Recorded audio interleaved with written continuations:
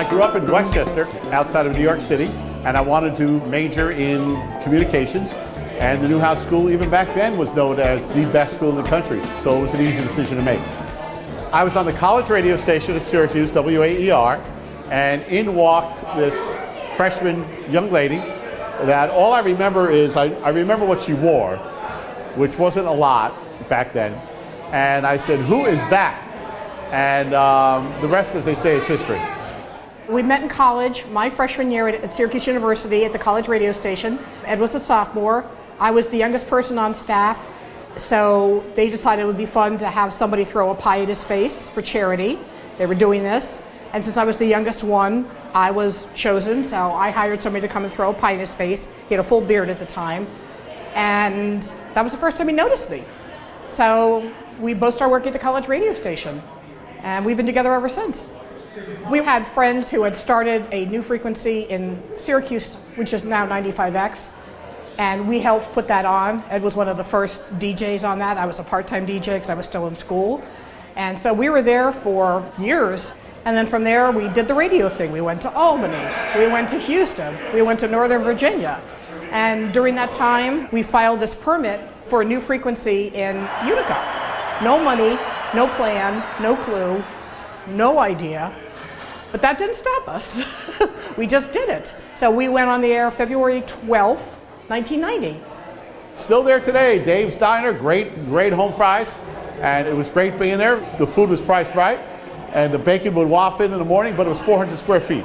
So we stayed there until 1994, when we bought what was then at the time Rock 107 and WTLB 1310. It was an upgrade. We moved from the back of the diner to the double wide in Washington Mills. And we stayed in Washington Mills for many, many years, from 1994, really until we moved to our beautiful facility here in the Landmark building in 2016. 94.9 was on the air 24 hours a day when we first started, nonstop, all day long, all night too.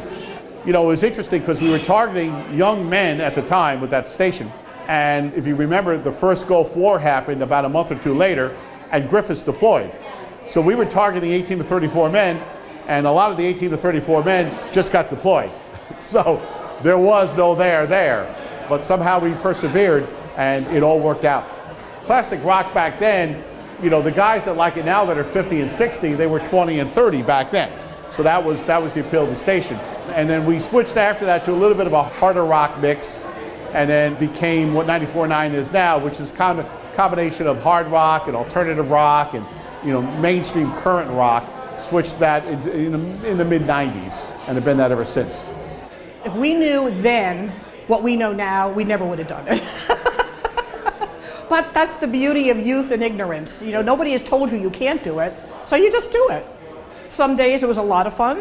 There was a lot of times when we, you know, had no money to make payroll that it was not so much fun, but there was no plan B. There was nowhere else to go, so we had to make it work, and we did. We were going to run the radio stations for 5 years and then sell them and go back to Washington, D.C. We're on year 30 of the 5-year plan. I'm proud that we've done great local independent radio for a long period of time. I'm really proud of the literally hundreds of families that have worked for us and with us. One of our managers came up to Pam last night and said, "You see all these little kids running around here? They are all depending on you." You know, on one hand, that's a heavy burden, but on the other hand, it's a tremendous satisfaction to know that we've got people that are our age now when we started, and they're living a good life and building a good career based at this company. So that's my dream and goal, is to keep this going. I've got a new generation of leaders. I've got some great veteran people here that have been with me a long, long time, but I've got some tremendous younger staff members that are brilliant, brilliant people, and I'm confident that they'll keep this going for the next 10 or 20 years. I see the path more clearly to the future now than I did certainly 10 years ago and even 5 years ago. I see how to get there.